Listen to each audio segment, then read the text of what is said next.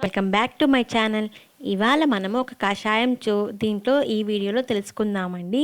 ఆ కషాయాన్ని కానీ మనం తాగినట్లయితే మనకి దగ్గు, జలుబు, తర్వాత గొంతు ఇన్ఫెక్షన్ ఉంటుంది కదండి, థ్రోట్ ఇన్ఫెక్షన్ నుంచి మనకి చాలా రిలీఫ్ కలుగుతుందన్నమాట. ఈ కోల్డ్ అనేది కూడా చాలా వరకు తగ్గిపోతుంది.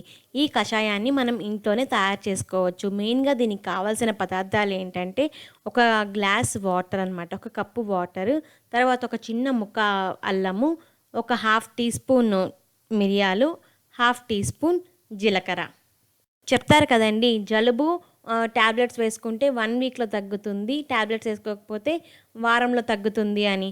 కానీ ఈ కషాయాన్ని కానీ తాగినట్లయితే మనకేంటంటే మనకి రంప కానీ దగ్గు కానీ జలుబు కానీ వచ్చినప్పుడు గొంతులో నసనసగా, తర్వాత కొద్దిగా ఏంటంటే అదేంటి ఇన్ఫెక్షన్ లాగా చూసారు కదండి.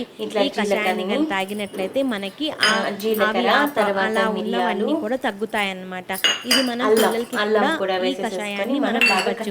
కాకపోతే పిల్లలకి ఇచ్చేటప్పుడు కొద్దిగా ఏంటంటే కొద్దిగా తక్కువ క్వాంటిటీ వేసుకొని వాళ్ళకి ఇవ్వడం వల్ల వాళ్ళకి కూడా అన్ని బెనిఫిట్స్ అనేవి కలుగుతాయన్నమాట. ఇది మనం హోమ్ మేడ్ కాబట్టి ఎలాంటి సైడ్ ఎఫెక్ట్స్ అనేవి కూడా ఉండవు. ఇవి బాగా కచ్చా పచ్చాగా మనము కొట్టేసుకోవాలి. అంటే కానీ మెత్తగా గ్రైండ్ చేసుకొని అవసరం లేదండి, మీరు మిక్సీలో వేసుకున్నా పర్వాలేదు. తర్వాత ఒక బాండీలో ఒక గిన్నెలో నీళ్లు పోసుకొని వాటిల్ని బాగా హీట్ చేయాలన్నమాట. వాటర్ని ఎప్పుడైతే బబుల్స్ అనేది రావడం స్టార్ట్ అవుతాయో మనం కచ్చా పచ్చాగా కొట్టుకున్న దాన్ని మనం మిక్స్ చేసుకోవాలి. ఇలా కచ్చా పచ్చగా కొట్టుకున్న దాన్ని మిక్స్ చేసేసుకొని తర్వాత బాగా ఒక 2-3 నిమిషాలు బాగా ఉడకనియాలన్నమాట. అంటే బాగా మనం బాయిల్ చేయాలి. జీలకర్ర అనేది మనకి డైజెషన్ని బాగా పెంచుతుంది. తర్వాత మిరియాలు మన బాడీలో దగ్గు కానీ జలుబు కానీ వచ్చినప్పుడు కఫం అనేది ఫామ్ అవుతుంది కదండి, ఆ కఫాన్ని తగ్గించడంలో బాగా యూజ్ అవుతుందన్నమాట. ఈ జింజర్ అనేది మనకి థ్రోట్ ఇన్ఫెక్షన్ కానీ గొంతులో గరగర అలాంటివి ఉంటాయి కదండి, అవి అన్నీ కూడా తగ్గిస్తుంది.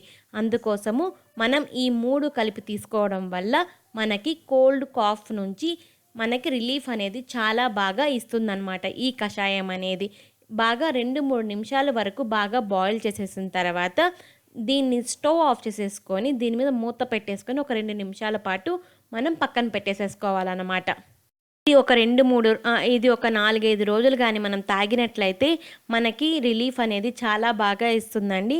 వీలైతే మీరు మార్నింగ్, సాయంత్రం అనేది తాగొచ్చు. అంటే ఫుడ్ ముందు, ఫుడ్ తర్వాత అలా ఏం లేదండి, ఎప్పుడైనా మీరు దీన్ని తాగవచ్చు అన్నమాట. ఇది మనము అందరూ తాగొచ్చండి.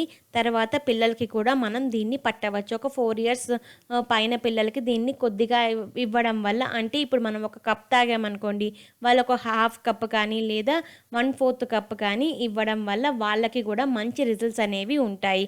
ఇది హాట్గా అంటే ఒక గోరువెచ్చగా కానీ తాగినట్లయితే బాగుంటుంది. ఒకవేళ మీరు ఎవరైనా కానీ దీంట్లో తాటి బెల్లం కూడా కలుపుకొని తాగొచ్చు.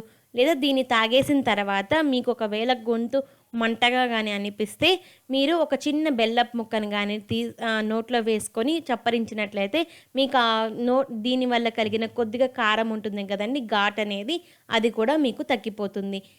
ఇది ఒకసారి ట్రై చేసి చూడండి. Thanks for watching.